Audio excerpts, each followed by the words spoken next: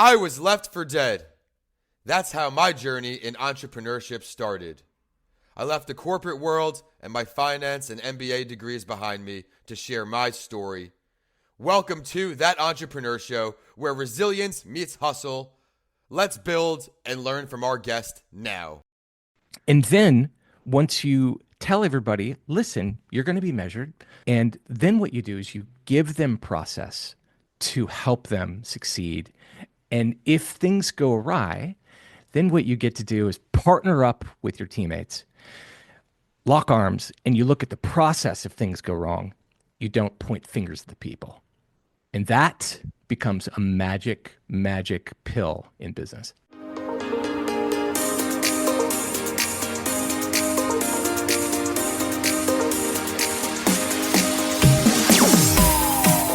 It is a fun entrepreneurship episode heading your way. We're bringing on someone who's become a fan favorite to the show. Garrett, welcome back to That Entrepreneur Show. Hey, thank you so much, Vince. It's great to see you, man. Likewise, we're talking behind the scenes about this little cold front, how it's the same temperature here as it is by him. Not supposed to have that, but things could be worse. This is That Entrepreneur Show, the #1 podcast for small business owners and entrepreneurs. Thank you for tuning in week after week to continue making this show a top 2.5% global show. If you enjoyed the episode, please do like, subscribe, leave a review. And if you want to share your story, reach out to Danica at podcastsbylanci@gmail.com to start the application process. But for today, we're bringing back an all-star, someone who is helping this next generation right now find new ways to succeed. He's the Chief Clarity Officer at Clarity Ops. Tremendous success, and I'm honored to bring him back. So let's catch everybody up, Garrett. If they missed your first show, let's talk about your current business. Yeah, thank you. Happy to, and love to talk about it because I think it's super important. Listen, at the end of the day, 9 in 10 businesses still go out of business. This is still the stat. And my hypothesis is that there's lots of reasons, but in general, my hypothesis is it's because the engine of the business is not tended to. It is sorely ignored at the end of the day. And what is that? Really, we're talking about how people, process, and performance integrate into the business so that it can scale. And it's got a whole host of great benefits when you pay attention to the operational components of the business, meaning you get scale, you get higher gross profits, you get faster innovation cycles, you get happier cultures.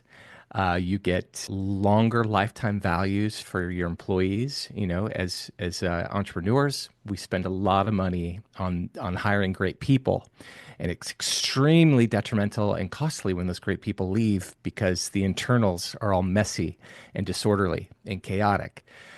So my primary role is to take a look at that business engine, go in, help companies reorganize, restructure, and heal, but simultaneously give the roller coasters of their business rails so all of the attendees, all of the riders can have a smooth ride and not go flying off the tracks.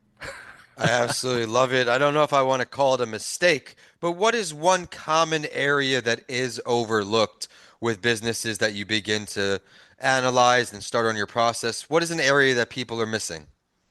Well, I think the most commonly, if we just go to the foundation, I would say the most common thing that's overlooked is job descriptions. Probably the most common. And for that reason, a whole host of problems occur. And now people say they recognize that, hey, this episode is waking me up a bit. There are some things I need to do to get started. Yeah. Whether they work with a coach or not, what is the first thing that someone should be doing to get all of their eggs in a line? Well, I think get educated. You know what? Let's back up. Let's back up. Before you even get educated, I think have a will and a want to win. Let's think about it. I'm sure, Vince, you follow sports. I follow sports. But if you don't, there's a whole host of other really great examples out there. But think about what professional sports organizations do to win. They are clear about what it takes to win a championship, and they're clear about their talent. They're clear about the roles they need in their sport and how all of those roles will synchronize and orchestrate together for a win. They're serious about playbooks. They're serious about instructions. They're serious about practice, right? So I think fundamentally, you have to start there. Do you want to win? Then, if you do, then get educated about what it takes to win in your sport or, in your business. So I'd say that's probably the first place to start.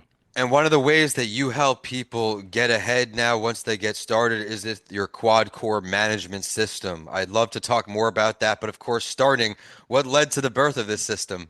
Oh, yeah. Thanks, man. That's a heartfelt one. That thing was birthed because I went through my own struggles of trying to build business in environments of chaos.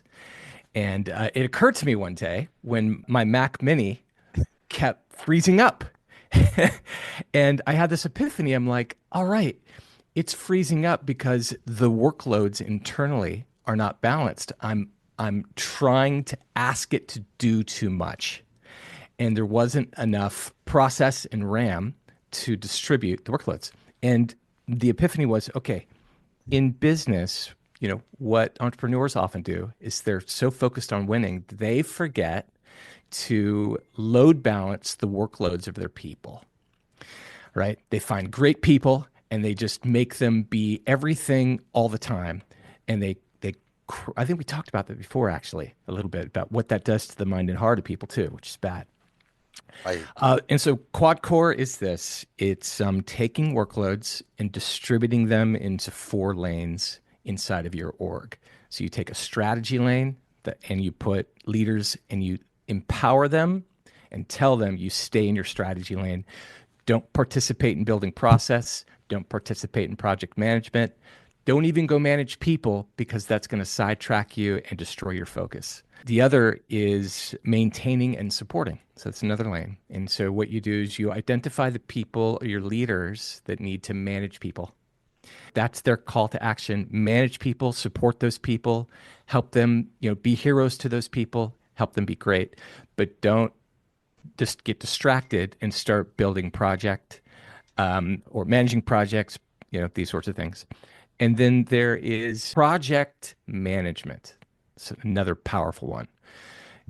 Give your project managers the opportunity to just focus on managing projects, getting them from A to Z. And then lastly is process builders. So you have process managers, process builders. That's another lane. And this ends up making up the quad core. love that. Even with my company, I try to keep everybody in their lane with their strengths are, and then we have other people to complement them.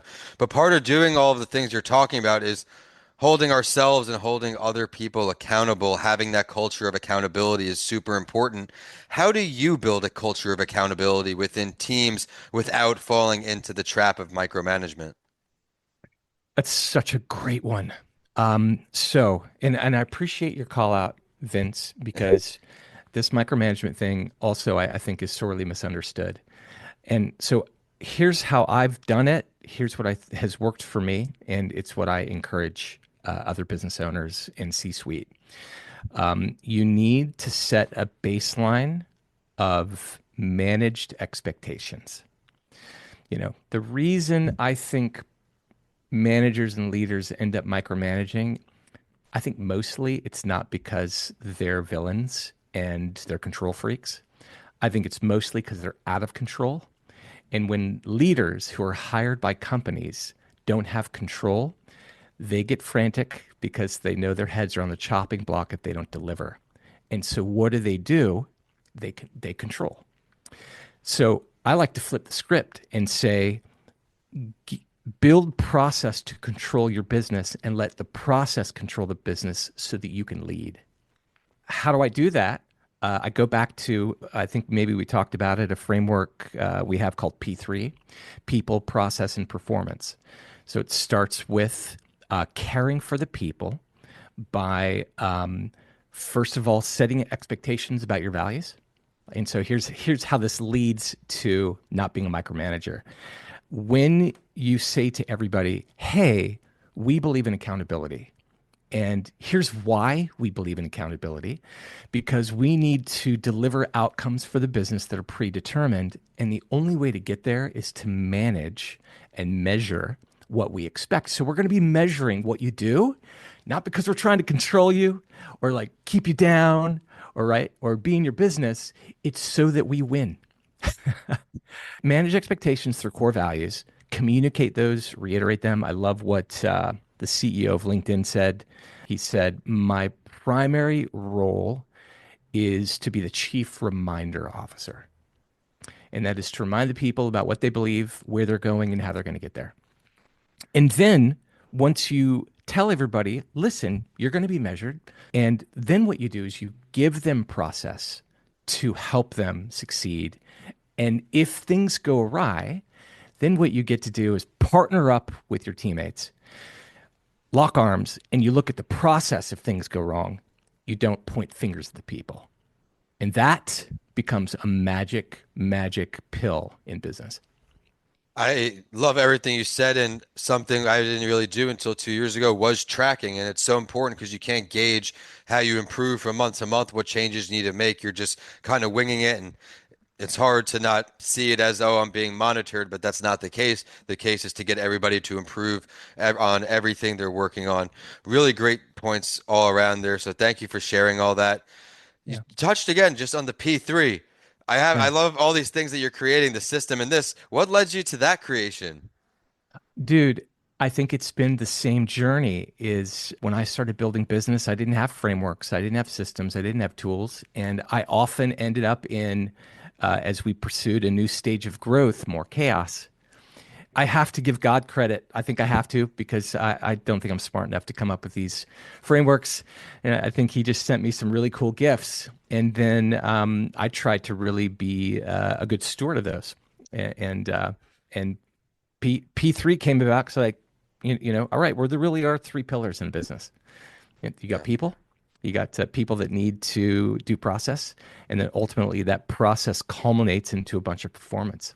And how do they all work together in a business like an engine so that the business wins and so that you keep stress low for the people and you so that you also simultaneously increase happiness for the people. I don't know if you've had this thought, but this occurred to me years and years ago when I was working, felt like 20 hours a day, and I was extremely unfulfilled, unhappy. And I was like, man, I'm paying all of these people to advance the business forward, give them a job, but advance the business forward. And here I am, the head, super unhappy, and my unhappiness is probably permeating into everybody else. And I was like, there's got to be a better way. Like, if we're all going to spend the majority of our life working, shouldn't there be a playbook? Shouldn't there be a plan in the business to make it as best a place as possible for everybody, get paid to work and be happy and win? So I think that's kind of how I began to think about P3. And I had to ask, so thank you for sharing that. Everyone, I hope he's been inspiring you just as much as his first show because he's bringing so much more value to the table. What's next for you? What do we have coming for you throughout the year here in 2025? Yeah. I appreciate that question because I've been working on something really exciting. It's called, it even has a name. It's called Convergent Leadership 360. And so, as I've been consulting businesses and I go in, uh, I love what I do, but I had an epiphany about a year and a half ago, which was okay, I'm typically hired as an operating partner, not as a leadership coach. Right. And I began to see there's this huge need for leadership development, but that's never been, yeah. But then in my network, I'd look at leadership coaches who are buddies of mine, and they would go in and see the exact opposite. They'd go in and develop leaders, but see this common problem. The leaders were missing systems, they were missing engine components. And so, with the best, even with the best leadership development, they would be handicapped and they would fall short because they didn't have systematic infrastructure to support all of their new leadership skills. And so I partnered with a buddy of mine, and we're taking what we're doing is we're combining the two, the yin and the yang, where and kind of the tagline is great leaders need great systems, but great systems need great leaders, and the business needs them both. And so now we're bringing them to the market, and so we're really excited about the project. That's incredible. Where in the process are you? When can we expect to see a launch date? It's already launched, but it's in private beta, if you will. We're basically already active. We have clients, but we're building up use cases, and we want to use that to set the foundation. And once we have a few use cases where we can prove them to the market, then we'll go live.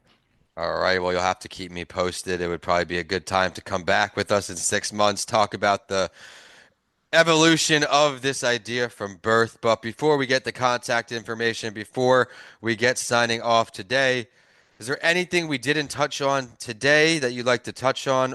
If not, let's just throw some more advice for early stage entrepreneurs out there. Wow.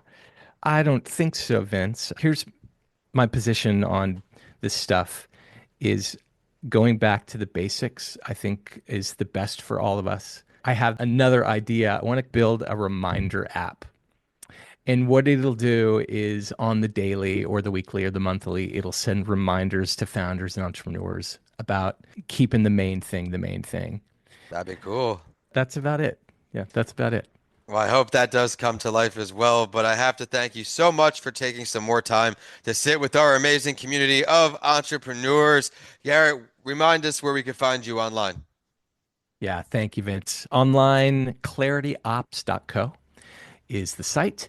I'm on LinkedIn as well. Garrett Delph is my handle. And yeah, yeah. And thank you. Thank you very much for having me on the show. Always great talking with you, Vince. Of course, everyone, if you missed his first show, don't worry. We got him on a mental health break too, so I'll drop both those links in there for you to follow his full journey, see his growth, and learn from him each step of the way. Please like, subscribe, share the episode with a friend if you enjoyed it today. We are at That Entrepreneur Show on all podcast platforms and all social media platforms, so connect with us there too. My name is Vincent A. Lanci. My website is vincentalanci.com, and you could find me online, YouTube, social media at my name, Vincent A. Lanci. I want to give a big shout out to johnford.com with his Empathy Card Set app and everything he's up to, and Coming Alive Podcast Production.com. But with that, we are signing off on another amazing show here at That Entrepreneur Show. Garrett, thank you so much. Thank you, Vince. Appreciate it. Of course.